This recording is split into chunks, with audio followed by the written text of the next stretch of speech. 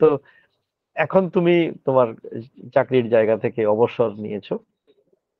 এখন আজকের দিনে দাঁড়িয়ে যদি নিরপেক্ষভাবে ভাবতে হয় যে খবরের কাগজে চাকরি করা, সম্পাদনা, সাংবাদিকতা, এটা তোমার লেখক জীবনকে সমৃদ্ধ করেছে, নাকি আহ, এই কাজ না করে অন্য কোনো কিছু করলে তুমি আরো বেশি লিখতে পারো বলে মনে হয়?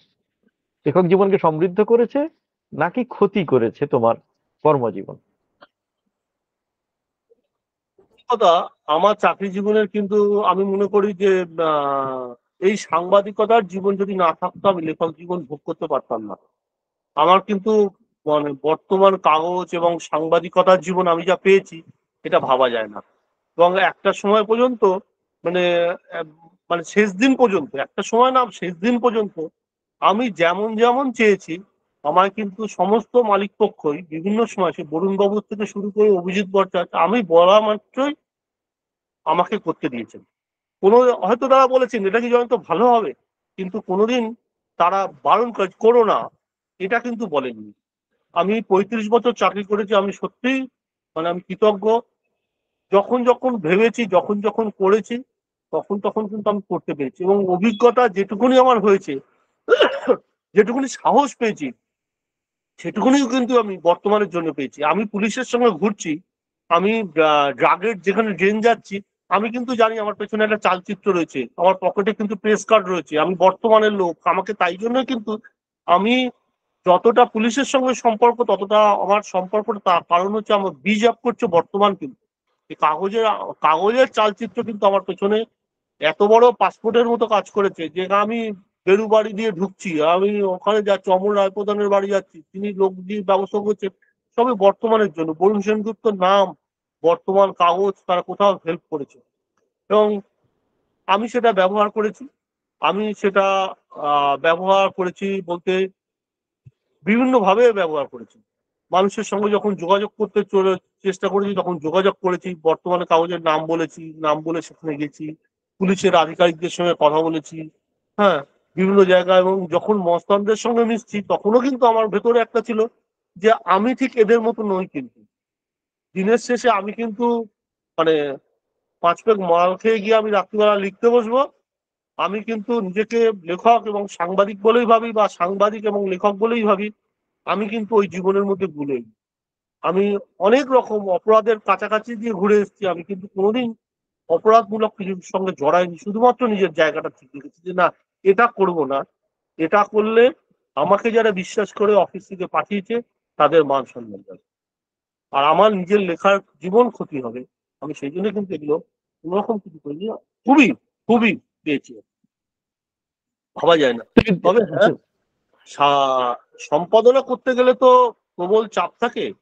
এই চাপটা শেষের দিকে চাপটা মানে প্রবল হয়ে গেছিল, যে আসলে বাংলা কাগজ, বাংলা পত্রিকা পড়ার লোকজন কমে যাচ্ছে, পত্রিকার খুব অবস্থা খারাপ হচ্ছে প্রতি মুহূর্তে। তখন আর আমি ভাবতে পারতাম না একদিনের জন্য কোথাও যাব, সারাক্ষণ আমাকে ম্যাগাজিন নিয়ে ভাবতে হতো। এবং আমি যেখানে যেখানে গেছি আমি কিন্তু ম্যাগাজিনের কাজই করেছি, আমি মনে হয় আমি পত্রিকার কাজ করেছি। আমাকে যেমন বর্তমান করেছে, আর আমি কিন্তু যেখানে পেয়েছি এখনো পর্যন্ত, আমি যদি একটা ভালো লেখার কেউ সন্ধান দেয় এবং আমার সঙ্গে বর্তমান হাউসের এখনো যা সম্পর্ক, আমি প্রতি মুহূর্তে ফোন করে বলে দিই এই লেখাটা যাচ্ছে, এই লেখাটা ভালো লেখা, তোমরা ছাপো কিন্তু। মানে এই জায়গাটা, এই জোরটা কিন্তু এখনো আমার রয়েছে। এবং আমি বিশ্বাস করি যে আমি এখনো পর্যন্ত যদি বলি এই লেখাটা ভালো, বর্তমান হাউসে কেউ ইয়ে করে না। এর জন্য বিড়ম্বনার শিকার হতে হয়নি? মানে সম্পাদনার ক্ষেত্রে যে লেখক বন্ধু বা জুনিয়র যারা লিখছেন তার সংখ্যাও তো প্রচুর, তোমার তো বহু মানুষের সঙ্গে পরিচয়। লেখা ছাপার ক্ষেত্রে কোনো বিড়ম্বনার সম্মুখীন কেউ দিল, তুমি ছাপতে পারলে না, বা অতিরিক্ত উত্তক্ত করলো, এরকম কোনো অভিজ্ঞতা সম্পাদনা জীবনে? না, এরকম তো প্রতি মুহূর্তেই হতো। সত্যি কথা বলতে, যাদের লেখা ছাপা হয়নি তারা সবাই মনে করে যে তাদের সঙ্গে ব্যক্তিগত আমার কোনো রাগারাগি আছে। আর মানে এবং মানুষের সঙ্গে মানুষের নাম জুড়ে দেওয়াটা মানুষের স্বভাব। মনে করে সম্পাদক এরা বোঝে না যে সম্পাদক যখন তাকে অফিস থেকে এতগুলো টাকা স্যালারি দেওয়া হচ্ছে, মানে মাইনেটা তো কম নয়, হিউজ টাকা একটা মাইনে মাইনে দেওয়া হয়। এবং তার উপর একটা সার্কুলেশনের চাপ থাকে, এবং তার শুধু তাই নয়, তার উপর থাকে কি তার সহকর্মীদের রুটি রুজির ব্যাপার থাকে। মানে একটা পত্রিকা বিক্রি হবে, তার থেকে টাকা আসবে, সেই রেভিনিউ থেকে কিন্তু বা একটা হাউস চলবে।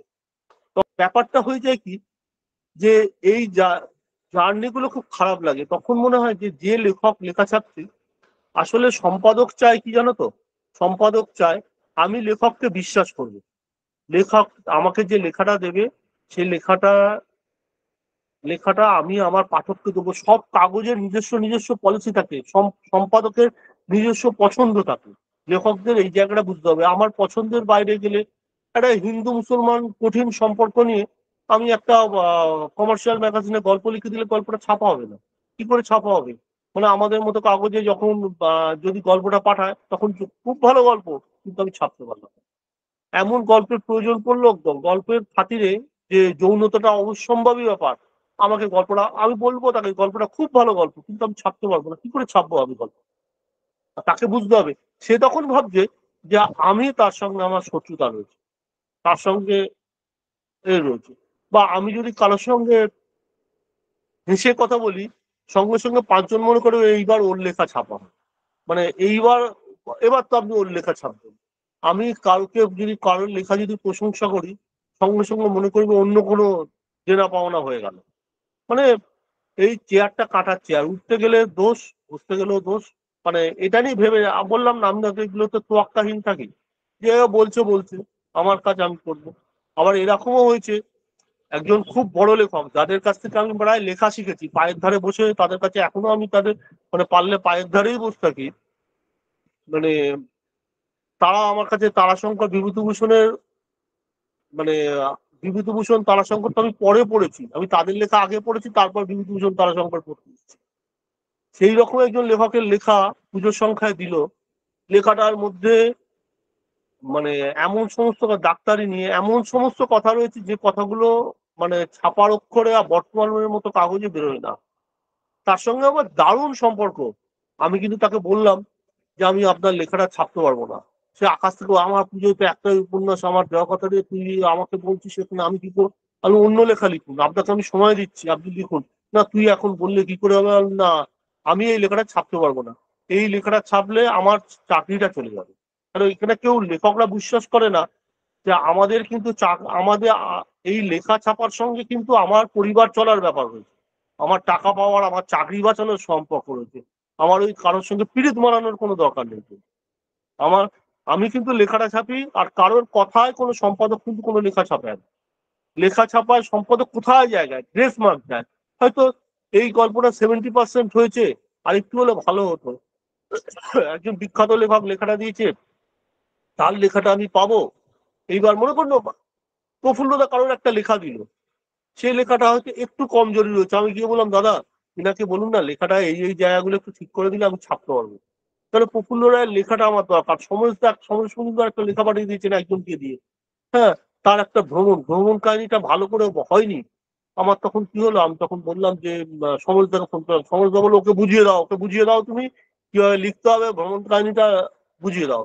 আমি আবার তাকে নিয়ে গিয়ে বুঝিয়ে বুঝিয়ে দিলাম যে আপনি এইতে বেরোলেন, হোটেলে খাওয়ার গল্প না করে প্রকৃতির গল্প করুন, করে বুঝিয়ে দিলাম, সেই বুঝিয়ে লেখাটা। সম্পাদকের কাজ কিন্তু এটাই, সম্পাদক কিন্তু, আর একটা গল্প সিলেক্ট হয়ে গেলে, একটা ভ্রমণ, একটা বিশেষ ঘটনা সিলেক্ট হয়ে গেলে সম্পাদকের একদিনের কাজ কমে গেল। আর সারাদিন বসে বসে 40টা গল্প পড়লাম, পুরো একটা গল্প সিলেক্ট করতে পারলাম না, একটা ভ্রমণ নিতে পারলাম না, এটা খুব খারাপ দিন। মানে ভালো লেখাটাই চাই, আর অফিসের পলিসি মতো ভালো লেখা চাই। আমার ব্যক্তি, আমি জয়ন্ত দে, আমি লেখক, আমার পছন্দতে গল্প ছাপা হয় না, গল্প ছাপা হয় অফিসের পলিসিতে। এটাই মানে আসল কথা। মানে তোমার লেখক জীবনকে সমৃদ্ধ করেছে, কিন্তু এই সম্পাদনা করতে গিয়ে যে বিভিন্ন রকম লেখার পাঠ, বিভিন্ন লেখকের লেখার পাঠ, সেটা তোমাকে অনেকটা সমৃদ্ধ করেছে। আজকের দিনে দাঁড়িয়ে যখন আমরা এত বেশি ডিজিটাল হয়ে গেছি, প্রায় ডিজিটাল এরাতে আমরা আছি, এই জায়গায় গল্পের পত্রিকাগুলো, যেহেতু যেহেতু তুমি তোমার কাগজে গল্প, উপন্যাস, ভ্রমণ ইত্যাদি ছাপা হতো, এটা কতটা চ্যালেঞ্জিং হয়ে গেছে। খুবই চ্যালেঞ্জিং। তবে একটা কথা বলি, এই যে ডিজিটাল মাধ্যমে যে গল্পগুলো ছাপা হয় সেগুলো এই হাজারখানেক ১,০০০-১,২০০ শব্দের মধ্যে শেষ হয়ে যায়। কিন্তু যখন ৩,০০০-৪,০০০ শব্দের গল্প ছাপা লেখা হবে, যখন বড় করে গল্প লেখা হবে, উপন্যাস লেখা হবে, তখন কোথায় ছাপা হবে? তখন কিন্তু এই প্রিন্টিং মিডিয়াতে যেতে হবে।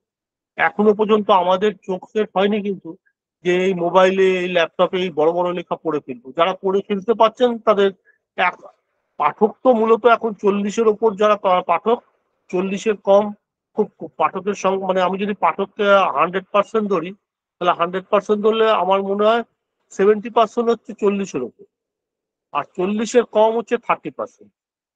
হ্যাঁ, এই 30% পাঠক হয়তো তারা দুটো মাধ্যমে পড়তে পারছে, এবং 40-এর উপর পাঠকরা কিন্তু এখনো ছোট লেখা ফেসবুক, হোয়াটসঅ্যাপ বা ইলেকট্রনিক্স মিডিয়ার যে জায়গাগুলো, তাতে ছোট লেখা পড়ে ফেলছে, ১,০০০-১,২০০ শব্দের মধ্যে লেখা হলে পড়ে ফেলছে, কিন্তু যেই বড় লেখা হচ্ছে সেটা আর পড়তে পারছে না।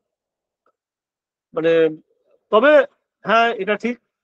আসলে ব্যাপারটা কি হয়, আমি রাত্রিবেলা ডিনার করব, আমার ভালো ভালো খাবার রয়েছে, কিন্তু আমি বাইরে বেরোলাম, যে এখন ক্যাটারাররা করে না বিয়ে বাড়িতে ফুচকা ফুচকা করে দেয়, অনেক কিছু অন্যরকম খাবার রয়েছে, যে ভালো খাবারগুলো খেতে পারলাম না, আমি বা ফুচকা খেয়ে নিলাম, হ্যাঁ, দুটো এই খেয়ে নিলাম, ওই খেয়ে নিলাম, তারপর ওখানে গিয়ে খেতে পারলাম না, পড়ার স্বাদটা কিন্তু আর টেস্ট, তখন টেস্টটা ওই রকমই চলে আসে, যে আমি ওই বিয়ে বাড়িতে গেলাম, ফুচকা খেয়ে নিলাম, একটা অনুষ্ঠান, রাত সন্ধ্যেবেলা বেরোলাম, এই খেয়ে নিলাম, টুকটাক খেয়ে নিলাম, রাত্রিবেলা আমার ডিনার হয়ে গেল। মানে এই যে বড় লেখা, বড় লেখার পড়া, মানে স্বাদটা নষ্ট হয়ে যাচ্ছে, পাঠকও সরে যাচ্ছে। ধীরে ধীরে বিশেষ করে উপন্যাসের উপন্যাসের আয়তনও ক্রমশ ছোট হয়ে যাচ্ছে। ফলে লেখকের কাছেও একটা বড়, মানে যে আরো বেশি স্প্যানে, বড় স্প্যানে যেটা লিখতে পারতেন, তাকে সেই কথাগুলো হয়তো আরো ছোট করে ঢুকিয়ে দিতে হচ্ছে, তাই তো? দেখো, আমি যখন অন্নপূর্ণা লিখি, অন্নপূর্ণার প্রথম পর্ব আমি লিখি বর্তমান পুজোর সংখ্যা। আমি দ্বিতীয় পর্ব কিন্তু সেই সময় লেখার আমার কথা নয়, কিন্তু আমি ফিরছি যখন, তা মানে কতগুলো অনুভব থেকে আমি দ্বিতীয় পর্বটা লিখে ফেললাম, এবং দ্বিতীয় পর্ব যেটা টোটালটা নিয়ে বই হলো, এবং সেটা আমাকে বঙ্কিম পুরস্কার এনে দিল। আমাকে বাণী বসু, বা পয়লা বৈশাখের দিনকে ফিরছি, বাণী বসু আমাকে বলছে তোমার অন্নপূর্ণার পরের পর্বটা এবার বলবো, না দিদি আমার লেখা মোটামুটি শেষ, কিন্তু আমি আর এই বছর এটা ছাপবো না, পরের বছর ছাপবো। বাণীদি বললে দেখো আমার কত বয়স হয়েছে, তুমি বুঝতে পারছো না, আমি তো এটা পড়তে চাই, তুমি দ্বিতীয় লেখাটা পড়ে ছাপিয়ে দাও, এবছর আমি পড়ে ফেলি। আমার কিন্তু তর্স হচ্ছে না। এবং আমার এক কলিগ রয়েছে অরুণেশ দার মায়ের প্রায় 80 বছরের ওপর বয়স। উনি আমাকে বলছেন যে আমি কবে আছি কবে নেই, আমি কি অন্নপূর্ণার দ্বিতীয় পর্বটা পড়তে পারবো না? হ্যাঁ, আপনি বাবা যদি দ্বিতীয় পর্বটা লিখে ফেলেন। মানে এইরকম ভাবে অন্নপূর্ণা লেখার পর চারদিক থেকে ফিডব্যাক পেয়েছি যে দ্বিতীয় পর্ব কবে লিখবেন, তারপর অন্যর কি হলো, অন্নপূর্ণা কেন কি করছে। হ্যাঁ, তখন কিন্তু মনে হচ্ছে যে পাঠক আবার লিখিয়েও নেয়, কিন্তু তখন আমি কিন্তু এই পয়লা বৈশাখের দিনকে ফেরার থেকে, ওই 14-15 এপ্রিলের ফেরার পর থেকে আমি ঘাড় গুঁজে বসে গেছি যে অন্নপূর্ণার দ্বিতীয় পর্বটা মেরামত করতে। এবং প্রফুল্লদার বাড়িতে গেছি, প্রফুল্লদাও আমাকে চিৎকার করছেন যে না না না, তুমি দ্বিতীয় পর্ব এবছরই লেখো, আর ফেলে রেখো না, ফেলে রাখলে অনেক পড়ে থাকবে, দেখবে আর লেখা হবে না। আমি যে আমার লেখা হয়ে গেছে 80%, আমি শুধু শেষটা করতে পারছি না। বলছে এবারেই তুমি শেষ করবে, অন্য সব লেখা বন্ধ করে দাও। তো আমি সত্যি সত্যি ঘাড় গুঁজে প্রায় 3 মাস ওখানে পড়ে দ্বিতীয় লাস্ট 3টে পর্ব আমি শেষ করলাম। কারণ শুধু শেষটা তো শেষ ছিল না, আমাকে অনেকগুলো রাজনৈতিক ব্যক্তিত্বের সঙ্গে কথা বলতে হতো। হ্যাঁ, তাদের কাছে যেতে হতো, তাদের সঙ্গে বারবার তাদেরকে দেখাচ্ছি কেন, যে তর্কটা তুলছি সে তর্কটা ঠিক ঠিক হচ্ছে কিনা, তারা এই নিয়ে কথা বলছে কিনা।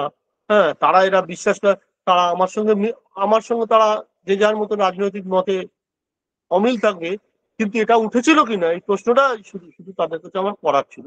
এবং তারা যখন বলছে হ্যাঁ এই প্রশ্নটা তো উঠেছিল, কিন্তু আমি এটা বিশ্বাস করি না, আমি তাহলে ঠিক, আমরাও তো বিশ্বাস করি বা এটাই তো ঠিক, আমি তোমার বিরুদ্ধে কথাটা বলছি বলে তোমার পছন্দ হচ্ছে না, বলে এই জায়গাটা কিন্তু আমি, মানে তারা সব এক একটা সময় তারা বামফ্রন্টের বিভিন্ন মন্ত্রী ছিলেন, তাদের সঙ্গে, মানে বা জেলা বড় বড় জেলার দায়িত্বে ছিলেন, তাদের সঙ্গে যখন কথা বলতে গেছি, কথা বলে যখন ঠিক করছি, কিন্তু আমি তো দেখলাম যে এইটা যে এটা কি ইলেকট্রনিক্স মিডিয়াতে ছোট ছোট ছোট ছোট করে দিলে হতো, আমার মনে হয় হতো না।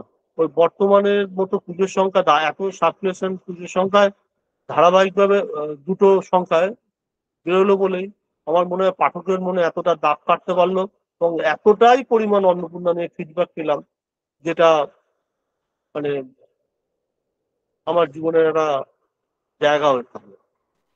এবার আমি এই অন্নপূর্ণা নিয়ে একটা দুটো কথা বলে আমরা আজকে আলোচনা গুছিয়ে আনবো, শেষ করে আনবো। তো এই অন্নপূর্ণা একজন আহ, লড়াকু মেয়ের আখ্যান। সে উদ্বাস্তু পরিবারের একটি মেয়ে, যে নিজেকে কখনো সে কাঁদেনি, নিজেকে ডেঞ্জারাস বলে পরিচয় দেয়।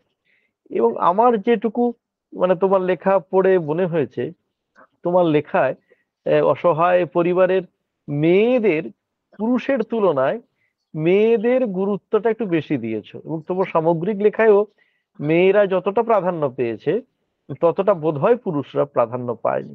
এটা কি তোমার মনে হয় যে মেয়েরা পুরুষদের তুলনায় বেশি শক্তিমান? আমি কিন্তু এটা মন থেকে বিশ্বাস করি যে একটা মেয়ে যদি শক্ত সামর্থ্য হয়, সে কিন্তু পুরুষদের থেকে অনেক বেশি শক্তিশালী।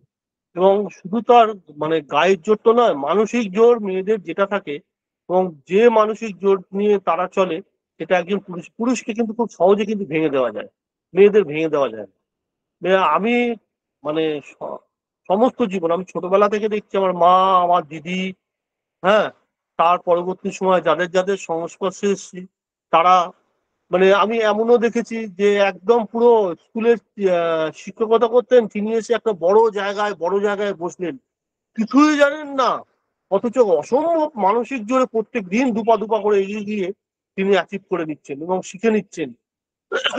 একটা পুরুষ কিন্তু সেখানে না হেরে যাওয়ার মতো, তারা কিন্তু গায়ের জোয়ারি করবে, কিন্তু মেয়েদের মানসিক জোর এত জায়গা, তাদের ভাঙা যায় না। আমি বারবার দেখেছি, কিন্তু একটা মস্তান তৈরি হওয়ার পেছনে তার মা থাকে, একজন ক্রিমিনাল তৈরি হওয়ার পেছনে তার বউ থাকে, হ্যাঁ, একটা মেয়ে থাকে, এবং মেয়েরাই কিন্তু মোটিভেট করে তোমাকে এই কাজটা, পুরুষ না একটা অস্ত্রের মতো তাকে চালনা করা হয়। হ্যাঁ, আর মেয়েদের সমস্ত শক্তিটাই সেখান থেকেই তারা, যদি একটা পরিবারে একটা মেয়ে স্ট্রং থাকে না, সেই পরিবারটা কিন্তু ঠিক দাঁড়িয়ে থাকে। একটা শুধুমাত্র পুরুষ দিয়ে কিন্তু হয় না। আমার আরেকটা চরিত্রের কথা মনে পড়ছে, মুনিয়া। মুনিয়া তোমার খুনের পরে, খুনের আগে খুনের পরে উপন্যাসে সে মাস্তান।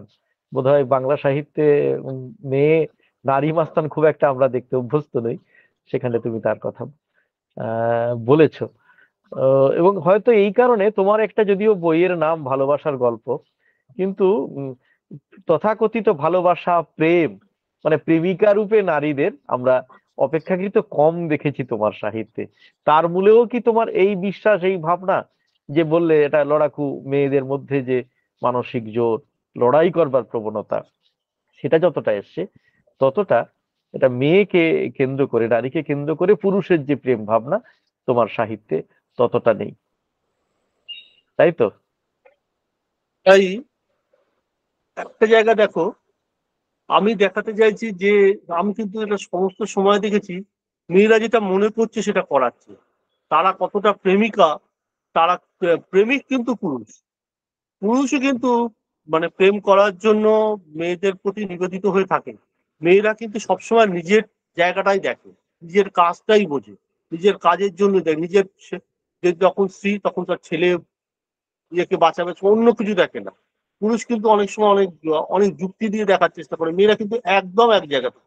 এবং প্রেমিকাদের ক্যারেক্টারও কিন্তু তাই, এবং সমস্ত সময় কিন্তু তারা মানে চালনা করতে চায়, এই চালিত হতে চায়।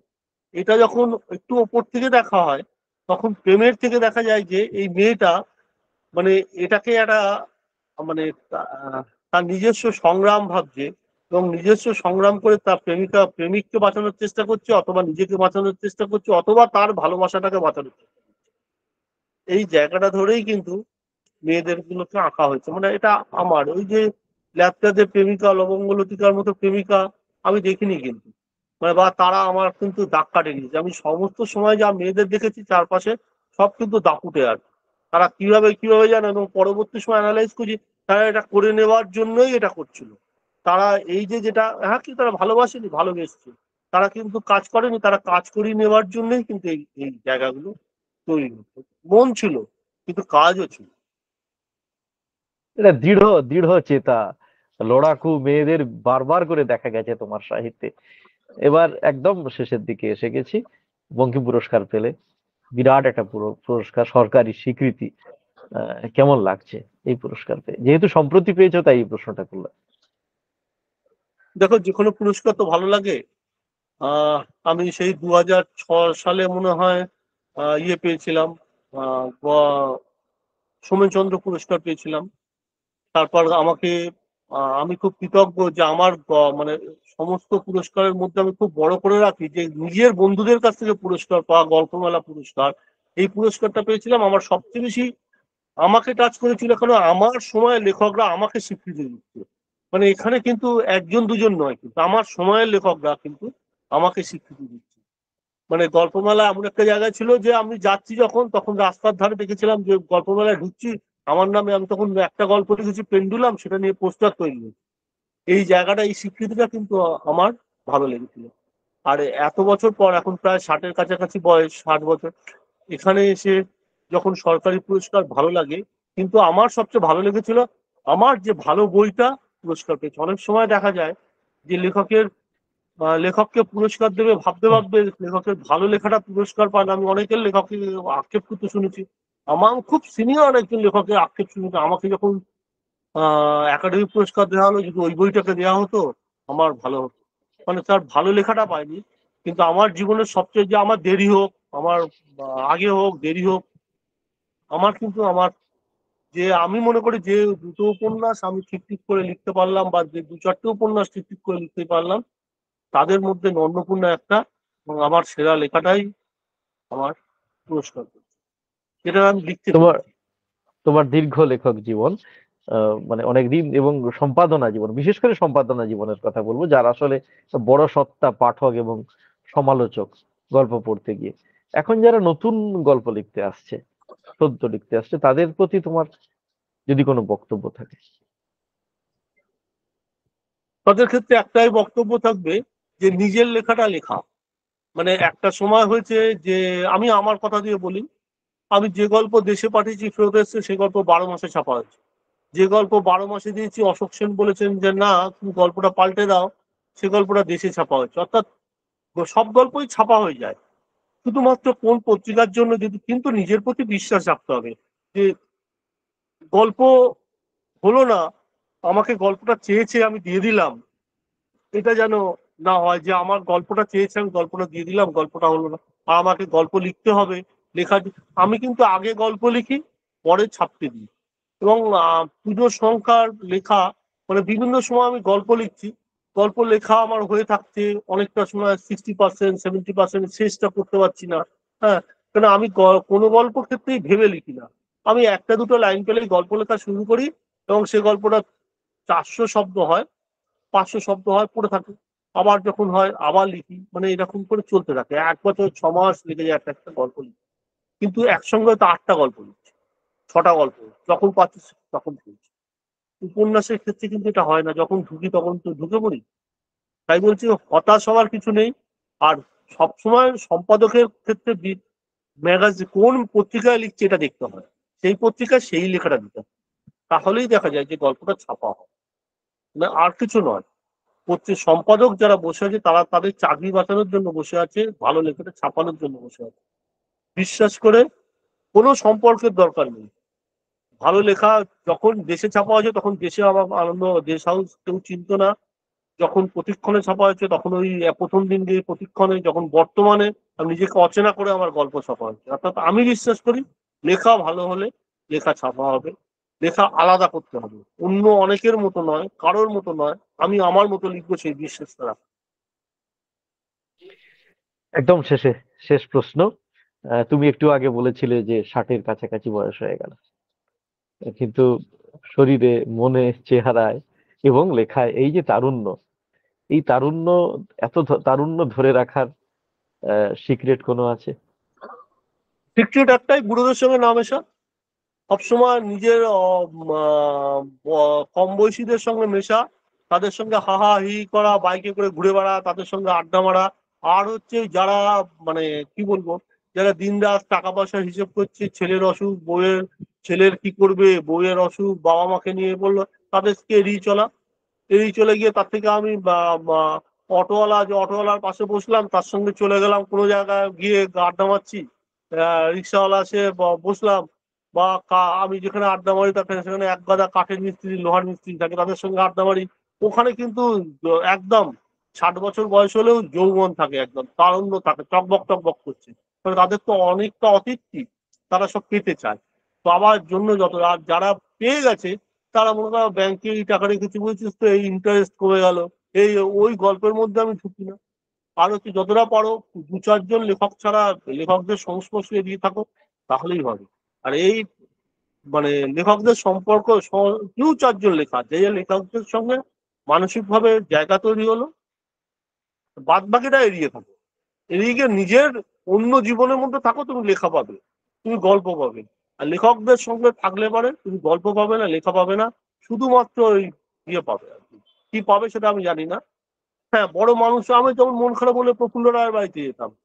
প্রফুল্লদার কাছে বসে থাকলে আমাকে নিয়ে বলতেন, প্রফুল্লদাকে দেখি 80-90 বছর, প্রায় 87-88 বছর বয়স, উনি আমাকে যা লেখার প্ল্যান দেন তাতে আরো অনেকে 80 বছর বাঁচতে লাগবে। আমি অমরদাকে দেখি 72 বছর বয়স, অমরদার কাছে গেলে পরে অমরদা কত কত লেখার কথা বলছে, এই লেখার কথা, ওই লেখার কথা, অমুকটা লিখবে, আমার একটা এই লেখা লিখতে হবে, মানে ভাবনা কোথায়, মনে হচ্ছে অমরদা আরো 72 বছর বাঁচতে হবে। স্বপ্নময়দার কাছে গেলে পরে স্বপ্নময়দা কোনো সময় তো বলে না কত টাকা, কত, সব সময় বলছে, বুঝলি তো এটা দেখলাম, এটা লিখলাম, এই বিষয়টা কেমন বলতো, এটা কেন হলো, হ্যাঁ এটা তুই যে লিখলি। এই যে প্রতি মুহূর্তে লেখা নিয়ে, জীবন নিয়ে কথা। আর বাদ বাকি সব জায়গায় দেখলাম এই মানে বয়স হয়ে যাওয়া মানে তাই জন্য স্বপ্নমাদা অমরদার কোনোদিন বয়স হয়নি, প্রফুল্লদার বয়স হয়নি। হ্যাঁ, ওদের সঙ্গেও মিশি। আর বাদ বাকি যারা আমার থেকে, তারা আমি অন্য জায়গায় মিশি একদম। কাঠের মিস্ত্রি, লোহার মিস্ত্রি, প্লাম্বার, অটো চালায়। হ্যাঁ, আগে মস্তানি করতো, এখন বিক্ষুব্ধ মস্তান। হ্যাঁ, বিক্ষুব্ধ রাজনীতির যেমন হয়, বিক্ষুব্ধ মস্তানও হয়। বিক্ষুব্ধ মস্তান, এই যে সব পুরনো মস্তান, তাদের নস্টালজিয়া, এই তো অমুক করেছিল অমুক। কিছু কিছু থাকে মস্তানদের রিপোর্টার থাকে, তারা সমস্ত সময় খবর নিচ্ছে, শুধু কি হচ্ছে না হচ্ছে রাজ্যের খবর তাদের কাছে নেই। তারা কখনো বুড়ো হয় না, আমিও হই না।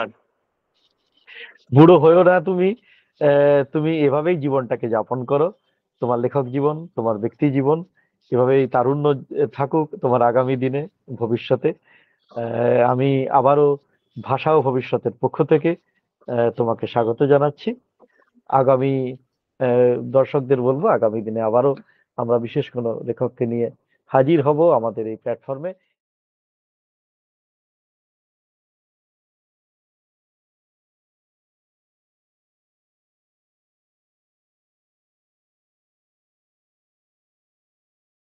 গেলে পরে স্বপ্নময়রা কোনো সময় তো বলে না কত টাকা, কত, সব সময় বলছে, বুঝলি তো এটা দেখলাম, এটা লিখলাম, এই বিষয়টা কেমন বলতো, এটা কেন হলো, হ্যাঁ এটা তুই যে লিখলি। এই যে প্রতি মুহূর্তে লেখা নিয়ে, জীবন নিয়ে কথা। আর বাদ বাকি সব জায়গায় দেখলাম এই মানে বয়স হয়ে যাওয়া মানে তাই জন্য স্বপ্নমাদা অমরদার কোনোদিন বয়স হয়নি, প্রফুল্লদার বয়স হয়নি। হ্যাঁ, ওদের সঙ্গেও মিশি। আর বাদ বাকি যারা আমার থেকে, তারা আমি অন্য জায়গায় মিশি একদম। কাঠের মিস্ত্রি, লোহার মিস্ত্রি, প্লাম্বার, অটো চালায়। হ্যাঁ, আগে মস্তানি করতো, এখন বিক্ষুব্ধ মস্তান। হ্যাঁ, বিক্ষুব্ধ রাজনীতির যেমন হয়, বিক্ষুব্ধ মস্তানও হয়। বিক্ষুব্ধ মস্তান, এই যে সব পুরনো মস্তান, তাদের নস্টালজিয়া, এই তো অমুক করেছিল অমুক।